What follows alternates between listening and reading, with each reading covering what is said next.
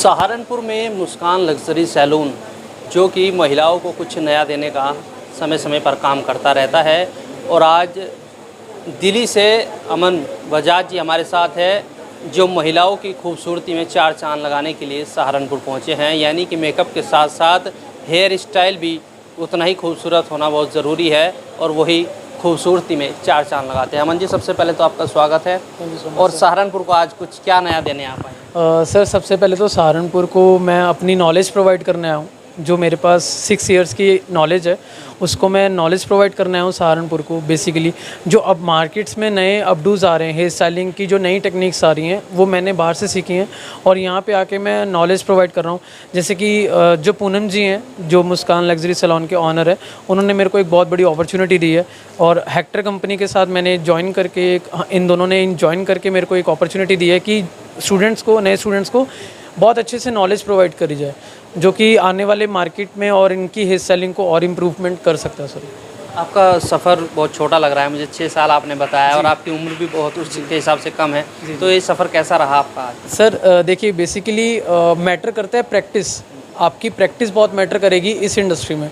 अगर आप प्रैक्टिस नहीं करोगे तो आप जितनी मर्जी नॉलेज ले लीजिए वो आपके लिए बिल्कुल वेस्ट रहेगी। राइट, आप जितनी प्रैक्टिस करते जाओगे उतना आपका हाथ नीट होता जाएगा। राइट, तो वो बेसिकली आपका मेन की फीचर है प्रैक्टिस। जितनी प्रैक्टिस है उतनी ही आपकी सक्सेस है। सर, जो आपने आज सिखाया है थोड़ा उसके बारे में कुछ बताएंगे? देखिए सर, मैंने एक ग्लैम लुक सिखाया जिसमें कि एक मैसी टेक्सचर हेयर, मैसी बन कहा जाता है जिसको हम अपनी लैंग्वेज में, जो हम हमारा हेयर स्टाइलिंग लैंग्वेज है उसमें हम मैसी बन कहते हैं उसको।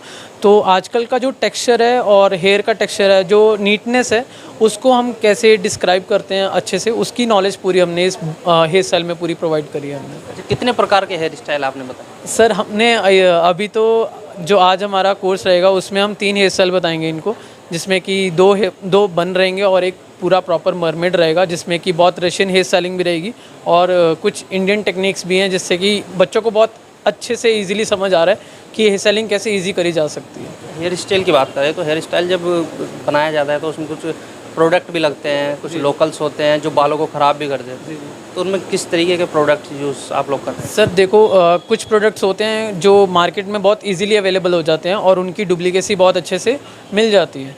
बट कुछ प्रोडक्ट ऐसे हैं कि जो ऑथेंटिकली कुछ अच्छे सैलून्स में मिलते हैं। जैसे कि यहाँ पे सहारनपुर में मुस्कान लग्जरी सैलून है, उसी में आपको अगर कोई प्रोडक्ट चाहिए होगा, कोई अच्छा प्रोडक्ट चाहिए, प्रोफेशनल प्रोडक्ट चाहिए, वो आपको ईजिली अवेलेबल हो जाएगा।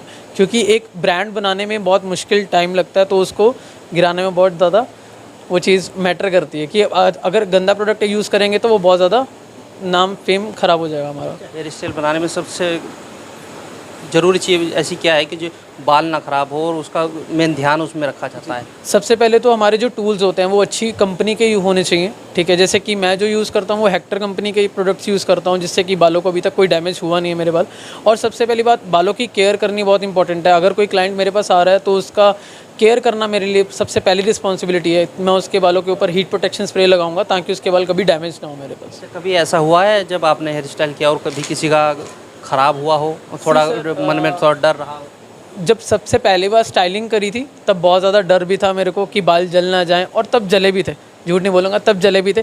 बट काफ़ी प्रैक्टिस करने के बाद, मैंने बोला था आपको कि प्रैक्टिस बहुत इंपॉर्टेंट है, प्रैक्टिस करने के बाद बहुत अच्छे से मेरे को पता चल गया कि कौन सी हेयर टेक्सचर पे कैसा काम करना है, कैसा रिजल्ट आएगा मेरे पास। तो आगे और क्या करने का इरादा? सर आगे तो बहुत कुछ करने का इरादा है। अभी तो बेसिकली मेरा मेन मोटिव ये है कि मैं जितनी नॉलेज मेरे पास है मैं वो लोगों को तक पहुंचा सकूं और अच्छे से लोग भी उतना ही काम कर पाएँ जितना मैं कर पा रहा हूँ। तो बहुत लोग सोचते हैं कि भाई जो मेरी टेक्निक्स है वो दूसरे लोगों को पता ना लगे। सर ऐसा कुछ नहीं है, ये तो छोटी सोच हो गई। अगर मैं जितना प्रोवाइड करूँगा लोग मेरे को उतना ही पसंद करेंगे और उतना ही मेरे को पुश ज़्यादा मिलेगा मार्केट में। राइट, तो ऐसा कुछ नहीं है कि मैं छुपाऊँ किसी से, वो मज़ा नहीं आएगा मार्केट में।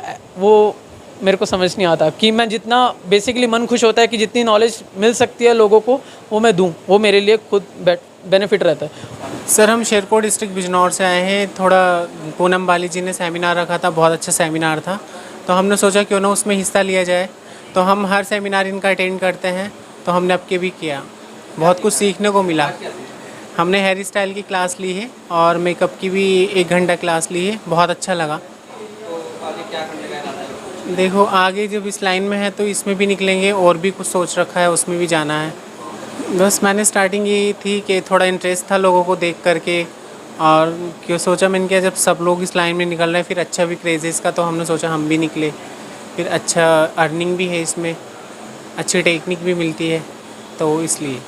हेलो, मेरा नाम नीतीश सैनी, मैं मुजफ्फरनगर से, और आज मुझे मुस्कान मैम ने बुलाया है। इनका आज यहाँ पे एक क्लास था हेयर का, और उसमें इतना अच्छा लगा है कि इन सर ने जो सिखाया है यहाँ पे, नाम क्या था, सॉरी, अमन बजाज सर, और उन्होंने यहाँ पे रसियन हेयर स्टाइल ना बता के इंडियन हेयर स्टाइल बताए हैं, और लिटरली बच्चों को इतना अच्छा सीखने को मिला है कि रसियन ना सीखे आप इंडियन हेयर स्टाइल सीखेंगे ना, तो आपको एक लाइन बहुत अच्छी हो जाएगी। उससे क्या होता है कि आप इंडियन में कंफर्टेबल फील करते हैं, रशियन में आपको 1-1.5 घंटा लगता है, पर आप इंडियन में जाएंगे तो आपको ओनली 25 मिनट से आप ये वाला हेयर स्टाइल बना सकते हैं, जैसे सर ने बताया है। साथ पूनम बाली जी है। पूनम जी, आज फिर से आपने कुछ सहारनपुर को नया देने का प्रयास किया है, कब तक ऐसे ही चलता रहेगा? क्या कुछ आप सहारनपुर में करके जाएंगी?